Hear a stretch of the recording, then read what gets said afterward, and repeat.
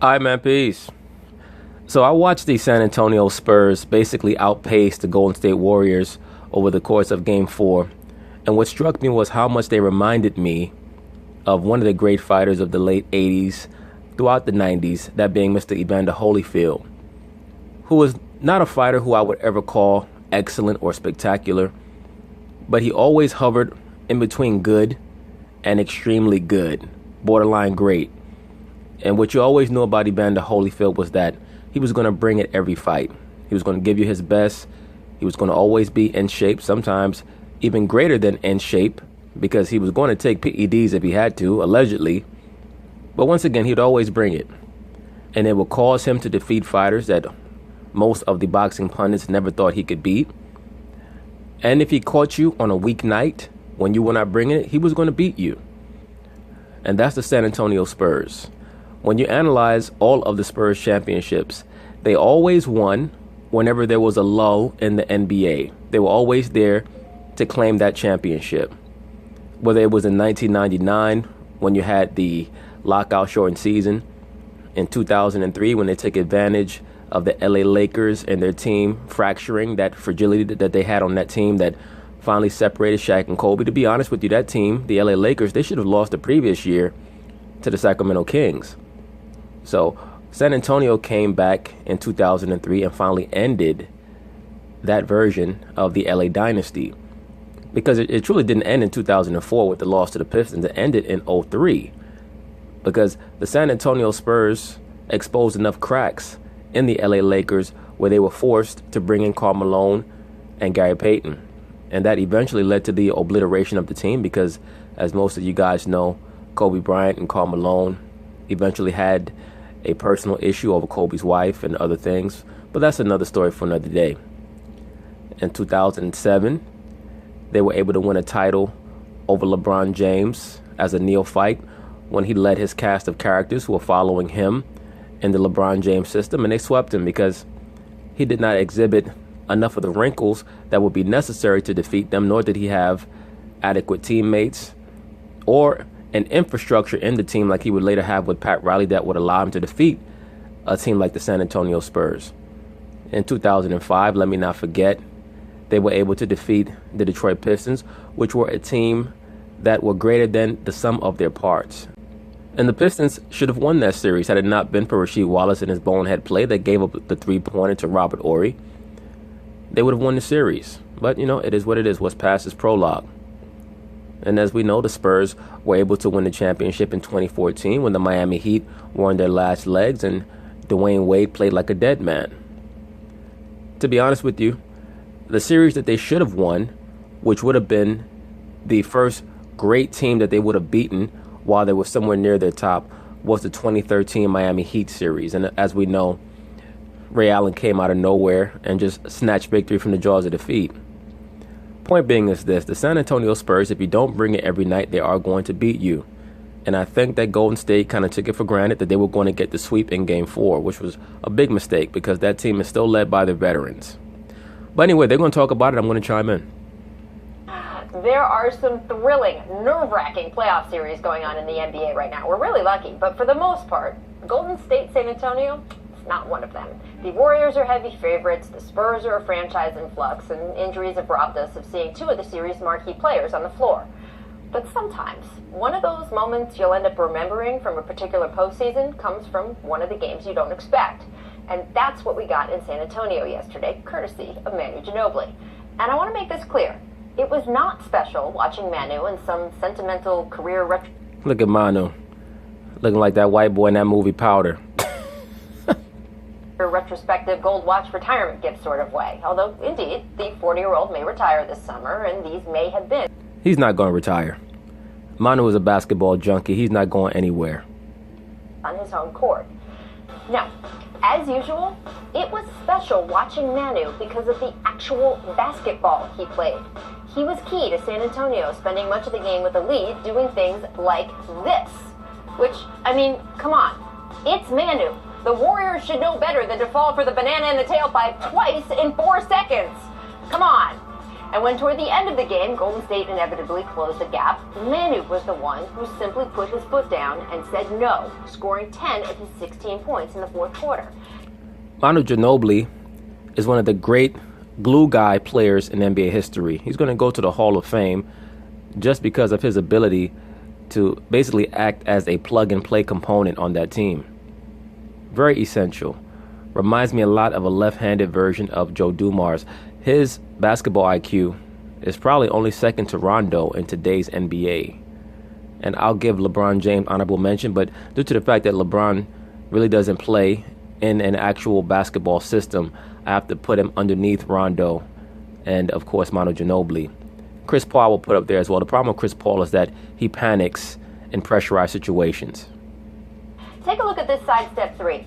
So calm under pressure, like he's done it a million times before, which, of course, he has. Now, there was a little bit of a panic in the arena with a little less than 3 minutes to go. He went down, it appeared like he banged his knee, but then he got up, and the chant started. Listen here, it is so cool.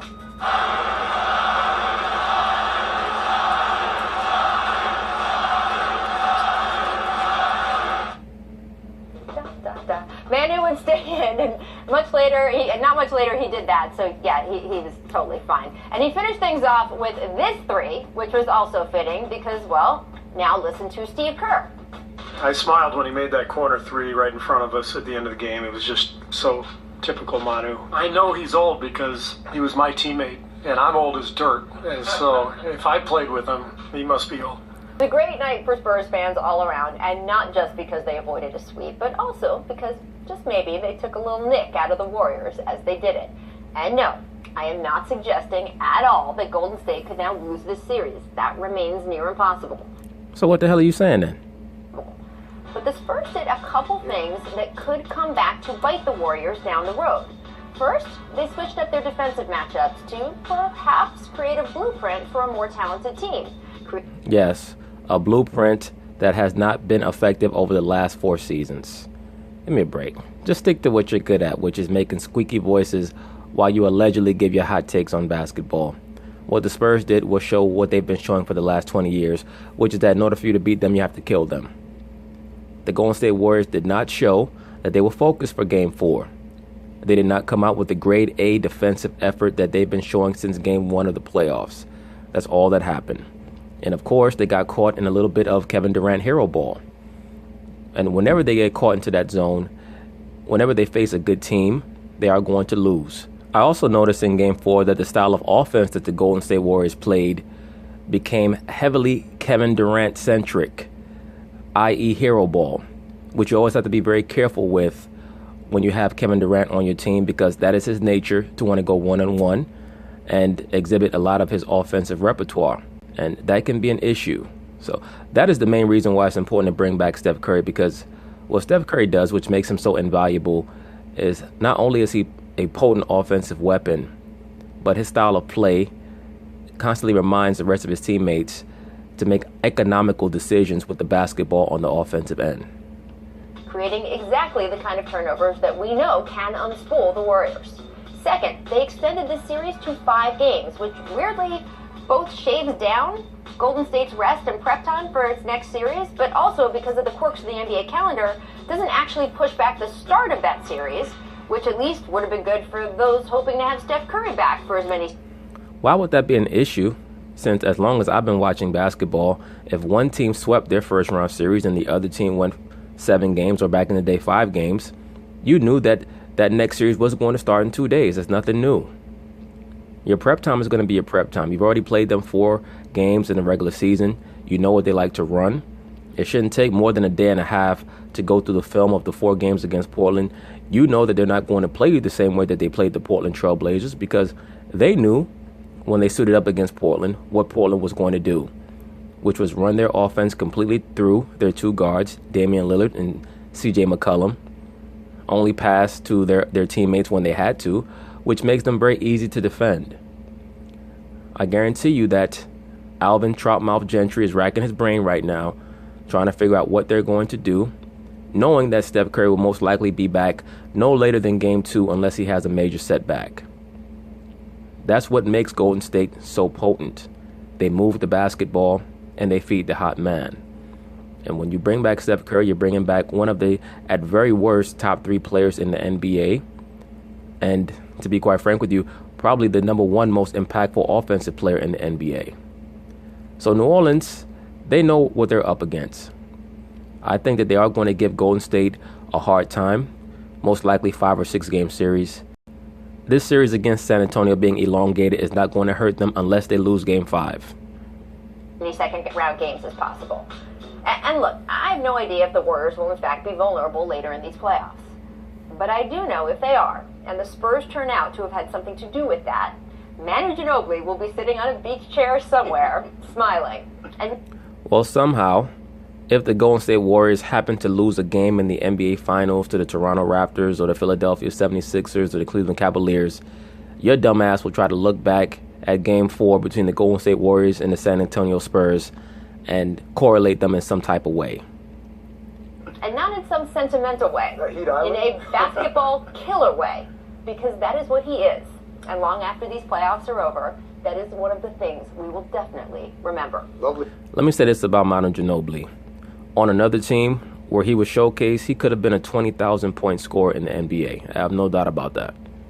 Lovely Manu Law. That's not bad. That was bad. Yeah? That was Oh, bad. come on. Manu Law? That was good.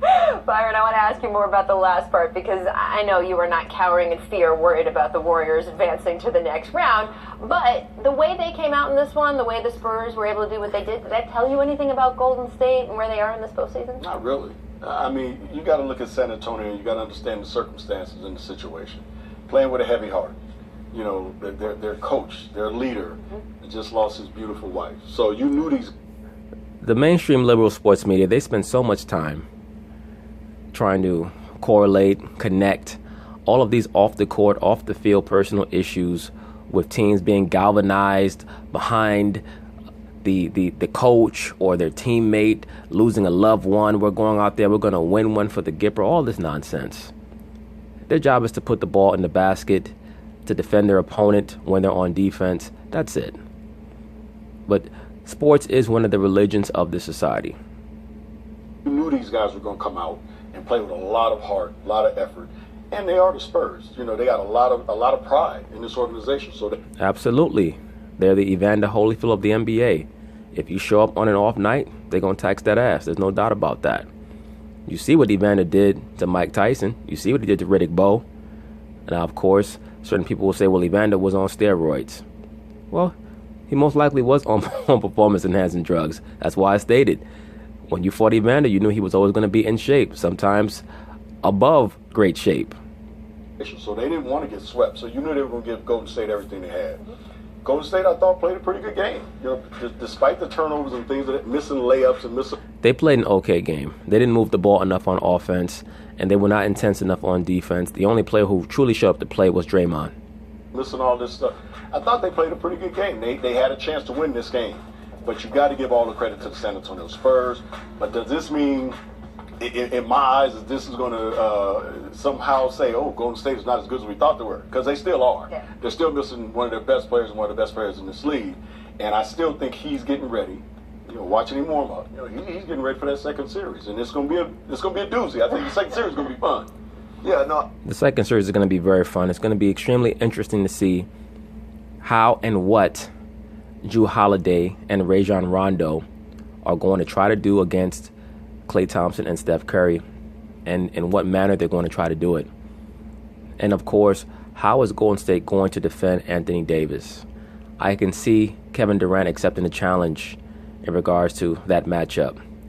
And of course, taking turns with Draymond Green and trying to do their best to normalize Anthony Davis's output. When I say normalize, I mean somewhere in between 22 to 25 points a game. You don't want him up there in the 35 point, 15 rebound range, because we know that for the most part, he's going to shoot over 50%. So if he has numbers that high, that exorbitant, that won't bode well for the Golden State Warriors. You also want to make sure that you keep Jrue Holiday in that 15 to 20 point area. You don't want him up there around 30, 35. I mean, last game against Portland, he had over 40 points.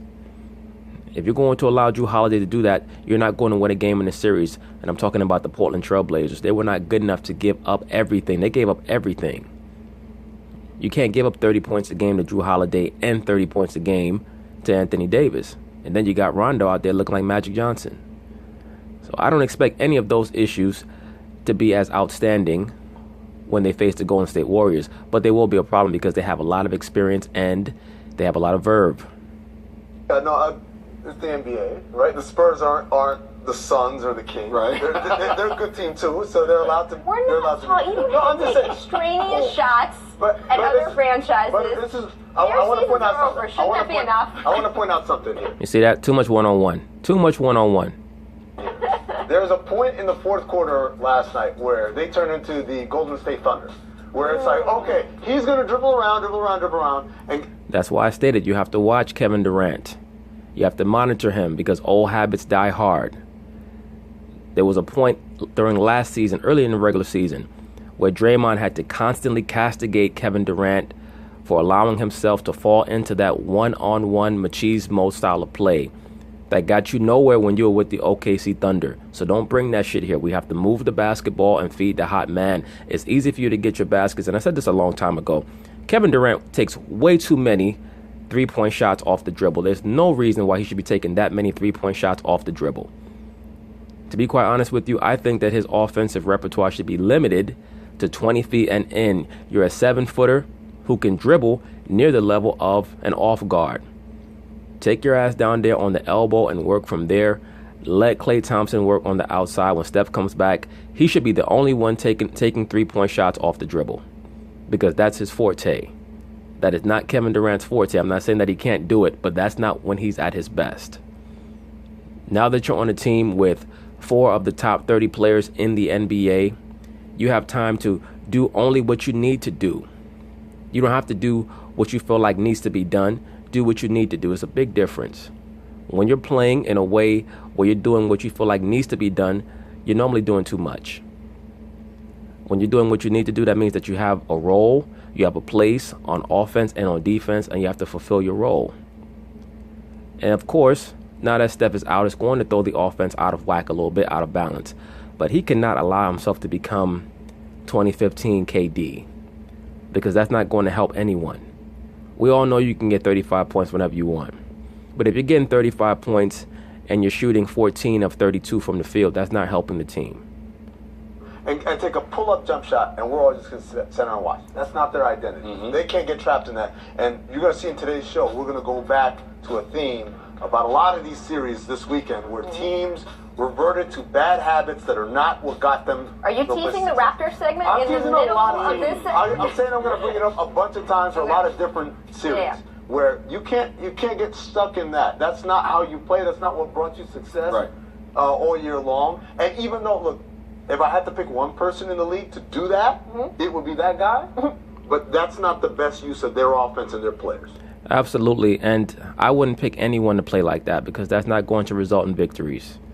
There's only been one player in the history of the NBA who's been able to play hero ball efficiently and proficiently, and we all know who that is. Many have tried to mimic that style of offense, particularly in the immediate aftermath of his retirement, and it did not bode well for them. So, no, I would not allow any player to conform to a hero ball style of play, especially when you already know what the upper level form of playing basketball is. It's like a fighter who's learned how to box slick, but decides that he wants to brawl just because he thinks he can. All right. Well, I do want to get back to the Steph Curry thing Byron brought up because, indeed, he was on court participating in shooting drills prior to Game 4. Now, Steve Kerr says that Steph is not going to play anytime soon. Right there. Yep. But he did offer a little bit of insight into Curry's progress. You can listen to Steve here. This is about where he should be after 4 weeks, and he's coming along well. But don't expect him to be Willis Reed tomorrow. He's spot shoot for 15 minutes. No. It's going to take some more time, but he's coming along well. That's the main thing. It wouldn't surprise me if Steph makes his first appearance in Game 1, but it also wouldn't shock me if we don't see him until Game 2 or even Game 3. You know we're going to work that Willis Reed video anytime we can. If someone just extraneously mentions it, we'll be, oh, put that on TV. Are you buying it from Steve Kerr? No. Yeah, thank you. No. Thank you. I mean, he's not coming back anytime soon. No, he's coming back in the second round. Yeah. You know, Come on, he's not so gonna- he ain't coming back tomorrow. Yeah. You know, and if they, you know, saying if, but when they win Game 5, he won't be back the next day. But he will be back in game 1, 2, 3, whatever it is for, you know, the second series. There's no doubt in my mind. So I agree with you, sir. I could see any one of those 3 games, especially if they come out game 1 and they decide to sit him and Golden State is victorious. I could certainly see them sitting him out game 2 just to give him another extra game of rest. But if it were me, I would bring him back for game 1 because I don't think that New Orleans is a team that you want to play with. They have an extremely high level of confidence right now, and if they come into Golden State and win game 1, that could totally shift the entire flow of the series, and you don't want to risk that. So I think he's trying to take a lot of the pressure off of Curry as far as having to come back or them trying to force him to come back.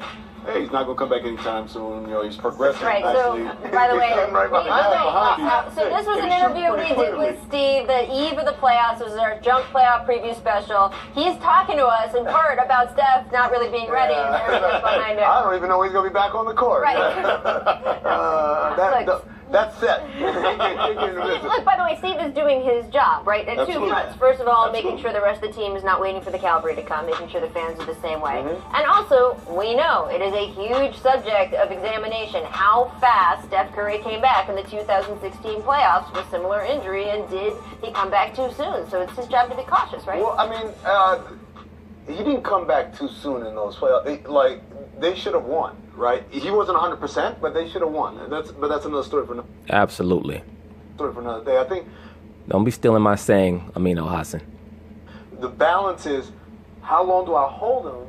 Because I don't want to drop him in the Western Conference Finals in Game 1. Right. That's a lot of rust you got to shake off against your number one competitor in the league. So from that standpoint, Allegedly.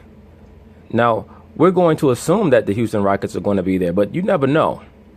I think that this series against the Minnesota Timberwolves, the tipping point is going to be tonight in Game 4.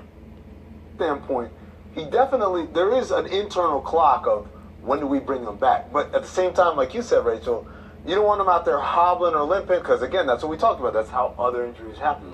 Compensate. I don't think that he's going to have to compensate when he comes back. I believe that he's at the level right now where he can move without a noticeable limp. Compensation injuries are the things that I'm most sort of concerned about, Steph. But Steve is because lying. You're a liar. Just to put it blatantly, I'm going to say, Coach, you're just not telling the whole truth. As strategery, right? Yeah. Strategery. That's it. You're protecting your guy, and that's what you should do. There you go. Coming up, we're going to... That's it on the coverage of Game 4 between the Golden State Warriors and the San Antonio Spurs. I expect the Golden State Warriors to finally finish the job and put the San Antonio Spurs out of their misery in Game 5 and leave the Spurs in the offseason left to ponder what they'll be doing with Kawhi Leonard. But anyway, peace.